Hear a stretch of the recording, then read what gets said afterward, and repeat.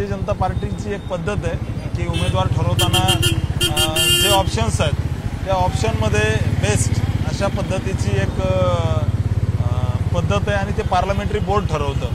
त्याच्यामुळे मला विश्वास आहे की पार्लमेंटरी बोर्डने मला एक या ठिकाणी योग्य उमेदवार समजला असेल, त्यामुळे मला उमेदवारी दिलेली आहे आणि काम केलेलं आहे। कामाच्या जोरावर इथपर्यंत आलो आहे।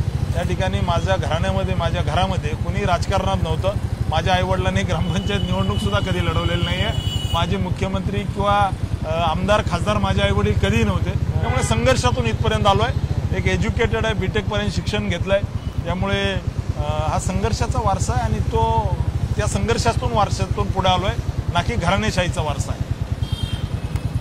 पण एक खासदारकीची निवडणूक आहे हो। 8 दिवस आधी माहिती झालं, प्रचार कधी करणार असं थोडी काम करता येतं पटकन निवडणुकीसाठी। भारतीय जनता पार्टीचं खेड्यापाड्यामध्ये सामान्य जनतेमध्ये प्रचंड नेटवर्क आहे। भारतीय जनता पार्टी अतिशय ताकदीने कुठली निवडणूक लढवते आणि मला विश्वास आहे की भारतीय जनता पार्टीचं हे कार्यकर्त्याचं जे जाळं आहे, त्या कार्यकर्त्याच्या जाळ्याच्या जोरावरती आम्ही 10 दिवस जरी अगोदर निवडणूक डिक्लेअर केली तरी इथलं निवडणूक काढू शकतो।